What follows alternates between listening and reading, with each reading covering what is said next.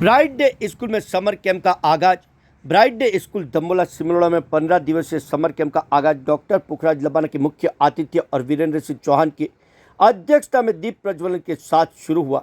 उद्घाटन समारोह में प्रारंभ में अतिथियों का तिलक और बुके और उपहार द्वारा स्वागत किया गया।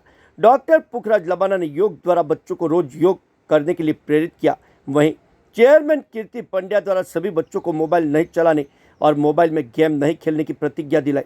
पहले दिन बच्चों में बहुत उत्साह देखने को मिला। बच्चों को कोरियोग्राफर सुनील द्वारा बच्चों को dance, swimming coach Saurabh sir द्वारा स्विम, रेखा मैडम द्वारा ताइक्वांडो, स्केटिंग, राज पंचाल द्वारा वुलन आर्ट सिखाया गया। बच्चों को थिएटर, मूवी शो दिखाया गया। बच्चों को पारंपरिक गेम भी बताई गई। बच्चों ने समर कैंप का बहुत लुत्फ उठाया।